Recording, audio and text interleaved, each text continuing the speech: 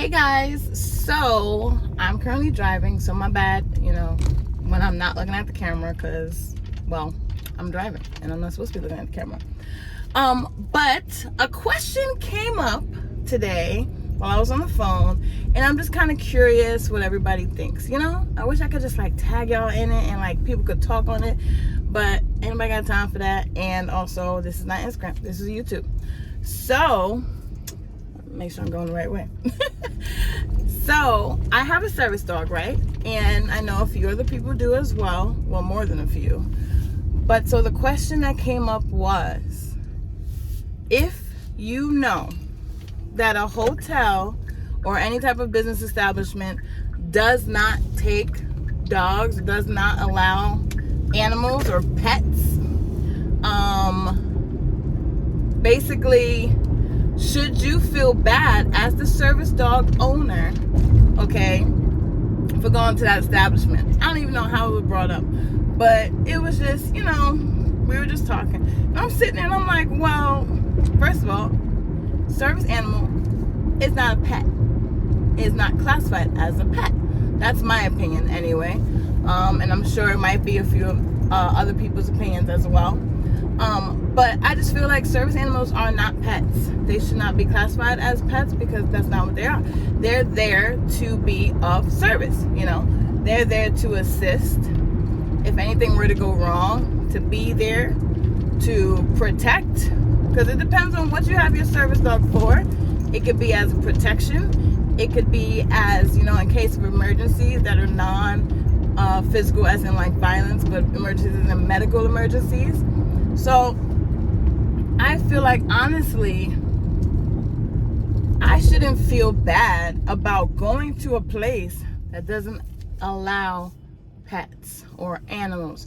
So, all right, I'll give you an example. So I looked up online and saw that Disney, so any hotels that affiliate with Disney, Walt Disney, so Disneyland, Disney World, I'm not sure if Universal Studios is part of Disney. I'm not sure, but I know they're in the same area. But yeah, so Walt Disney does not allow animals. Neither do many of the hotels and resorts in Vegas. And oh my God, there was another one. There were a few others, but not many. There's it said 7 locations in the United States don't allow animals. So I talked to my friend and I said, hey, these places don't allow animals. So are you telling me as a service animal owner that if my family wanted to go to Disney World for a vacation, I should feel bad about bringing my service animal, Frankie, with me to the resort? And they proceeded to say, well, basically, if you know that they don't allow animals, then yes, you should feel bad. I'm driving like a maniac, y'all. All right, but that's not. Oh, see, look at that. Got my dang blasted phone turning. Proof. But if you know, their whole thing was, if you know, then you should feel bad. And I'm like, I shouldn't feel bad no matter what. Whether I knew or didn't know, that's not my duty to please that booty. To sit there and be like, oh, well, I understand your business doesn't accept animals, so I'm going to go elsewhere to respect you. Why? You make millions of dollars a year. You knew that service animals existed, and you decided to say that no animals were allowed. And like I tried to explain to them also, a service animal is not considered, once again, as a pet or a regular animal. So they do not classify underneath the same umbrella, we'll say.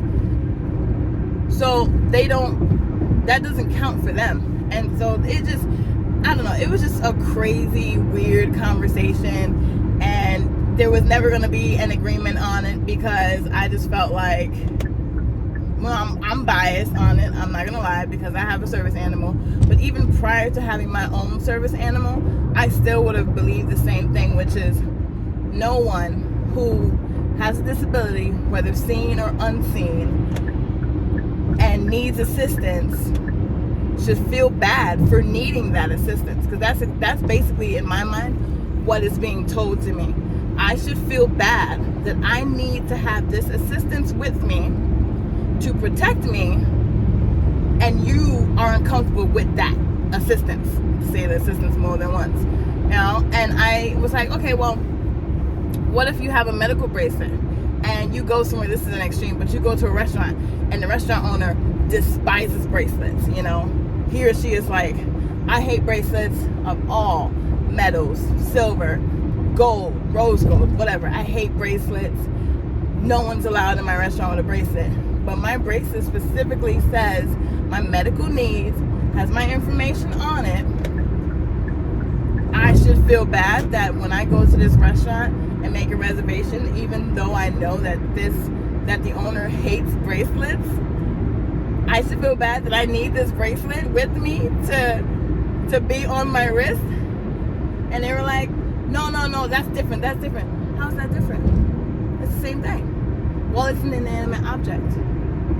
Okay, but anatomy aside, it's the same thing to me. Maybe I'm wrong, y'all. I don't know. I wish we could open this up for debate, but we'll see in the comments, if there are any, you know, how people feel. But I just feel like it just, to me, it wasn't, you know, it was just one of those conversations where you just feel like it's not gonna go the same direction. And so to touch on all of that, sorry, I got something in my eye and it is burning. It's called allergies. To touch on all of that, what I do agree with is that service animals, I know right now the law states that you don't have to show, nor do you have to have paperwork showing that your dog's a service animal, because a service animal is not necessarily the license or the certificate of it. It is the actual extensive training that goes into these animals, these dogs, because a service animal is a dog. Legally, by law, that is the definition of a service animal, a well-trained dog, okay? So the training that goes into these dogs has to be basically extensive, and it is extensive, and it is expensive at times, all right, especially if you want different levels. Like my service animal, he's not only, you know, in obedience training, but he's also gonna start being trained to specifically my medical needs, which are unseen, okay? And then also on top of that, once he passes that training, I plan on having him trained defensively, because in the end, I'm a woman, I live by myself, okay?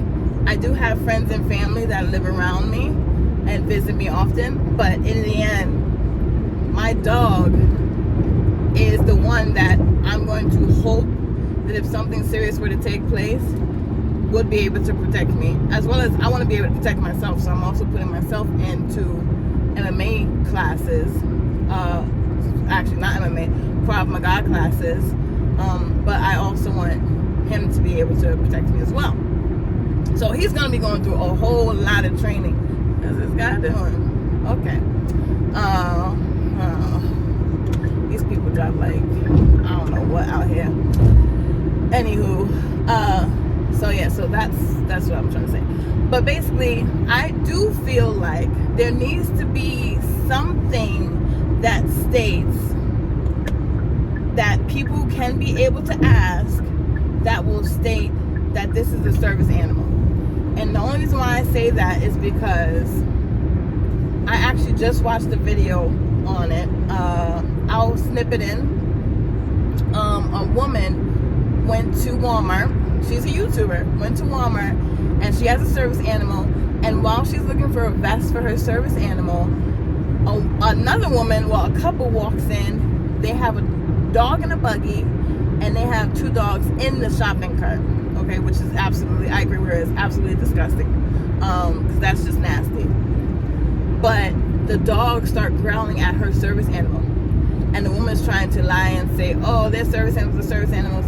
No, they weren't. They were not service animals at all. And I agree with her completely, where she's like, service animals, 4 feet on the ground, you know, paws on the floor. That's how it's supposed to be. They cannot assist you if all their paws are not on the ground. Like, that's their duty. So they can't be sitting in a shopping cart or in a stroller to jump out and help you. That's just not how that works, okay? And emotional support animals are not considered service animals any longer. So they are not qualified to be in stores like Walmart that don't allow animals. So even if the woman said, oh, it's my emotional support dogs, 4 of them? All 4 of them? I mean, you can have as many service animals as you want. You really can.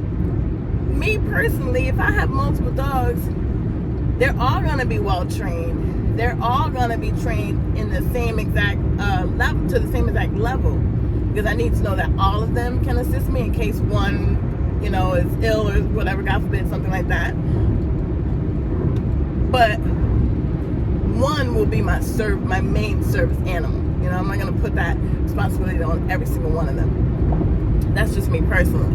Because it's a lot of work. It really is a lot of work for them, and it's a lot of work for you, especially as someone with a disability that can be sometimes crippling or all the time crippling. It can be very stressful and exhausting to try to train your animal on your own and you're feeling unwell. There were a few times where, which I'm not shy about, you know, saying my illness, but there's a few times where I could barely walk, and I looked at my dog and I knew I gotta get him up. I have to get up because I have to walk him. He has to use the restroom. I live on the 3rd floor, okay? He can't go downstairs on his own, take the elevator downstairs to go to the bathroom and come back up. I wish he could. He cannot. So I had to find a way to do what I could do and just teach him to slow down. So now he actually knows the words slow down. You know, he's still in training, like I said, but he now knows the words slow down and wait, you know, because sometimes he's a puppy still. He's 2 years old. He's a puppy.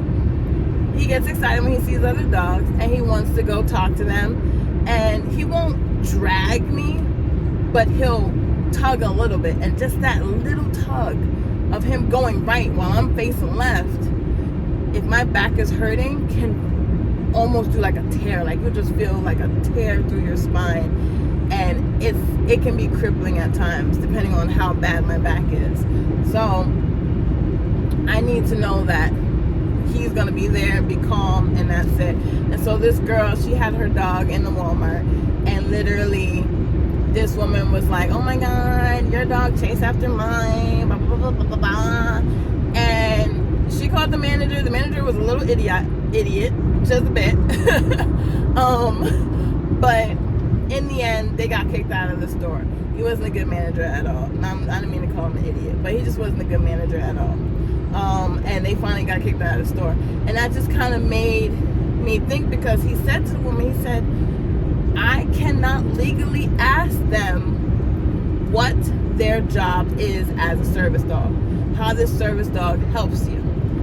Once they say to me, it's a service dog, that's it. He said, legally, I can't ask any more questions. The only time I can now intervene and say anything extra is if or when they start getting aggressive, or barking, or defecating anywhere or everywhere. Then I can ask questions and I can kick them out of the store. But other than that, I cannot ask anything. So I feel like that's an issue. That right there is a problem, because people who have service dogs, we medically don't have to tell someone our issues, we don't have to tell them our issues. But then you have someone who has no issues, nothing whatsoever, are perfectly healthy and capable and fine in all aspects, okay?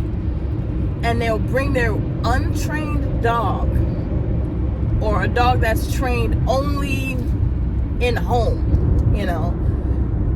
into these public areas, Walmart, airplanes, anything like that, pretending that it's a service dog.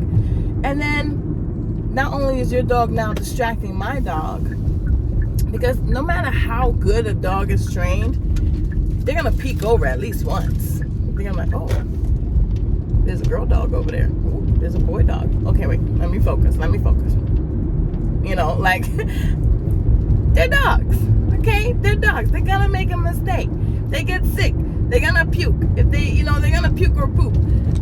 Something's gonna happen. They're not gonna be perfect 24/7, because just like humans, we're not perfect 24/7, but to prevent all that, that is the reason why these rules are in play. And when people just take advantage of that, there's an issue. I'm not gonna lie, I have a friend, well, not a friend, a coworker who admitted to me, because I had this conversation with my coworkers today at brunch, and he admitted to me, because he brought his dog. I did not bring mine. All right, because like I said, he's still in training. So I don't want to take advantage of the fact that he's still in training. And I was uncertain if we were going to be inside or outside the restaurant. And I know that if it's outside, people will bring their dogs as well. He's not aggressive. He just loves to play. All right, so if he sees any other dogs, he'll want to play with them, talk to them, all this good stuff. So he doesn't know the difference yet between work and play. All right, so we're working on that. But he brought his dog, which made me even more glad that I did not bring mine. And he's like, she's not a service dog. And I looked at him and I kind of squinted my eyes and I said, huh? He goes, she's not a service dog, but I tell them she is. And the amount of anger that kind of boiled up on the inside, I was angry. I'm not gonna lie. I was angry because he is that person. He's that person that was in Walmart, literally. Your dog is not a service dog, and you're sitting here lying and pretending that she is. Now, his dog, luckily for him, she's very calm. She's very calm. She's very quiet. She's actually a shelter dog. She's very timid. She gets very scared, though, because she's a shelter dog. And what people don't realize is that with fear can sometimes bring aggression. And so even though she's a quiet dog, her timidness, depending on the situation, could lead to an aggressive situation and could cause a dog fight.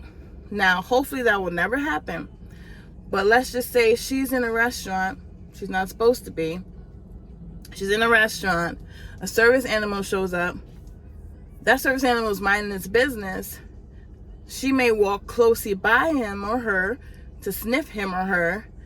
And let's just say maybe, I don't know how dog language works, but maybe service dog goes, or she don't like the way the service dog's not, you stink. Oh no.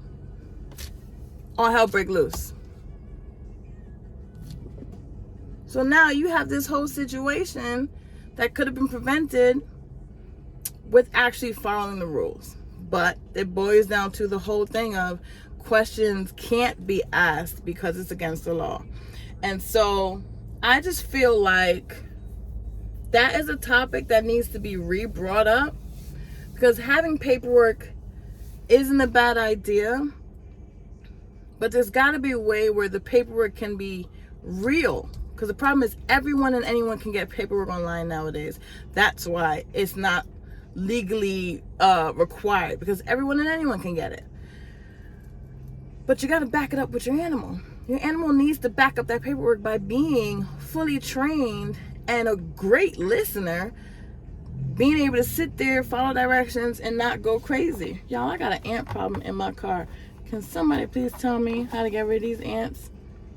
They come and go. It's like little itty bitty ones, like this big. Super tiny. I don't know where they came from. I haven't seen them in a while, so I actually thought I got them all because I just straight kill them when I see them. And it's only in my cup holder area. I wiped it down with Lysol and everything. I vacuum the car very often. Try to keep my car clean. But yeah, they came out of nowhere. I don't know. One day. And I got it vacuumed, man. Like professionally, I go to Benny's and get it vacuumed, and these damn love bugs, they loving. They loving. Get it vacuumed and cleaned and waxed all that like weekly. So, well, I got an ant issue. But anyway, this video has gone on long enough. I finished my drive.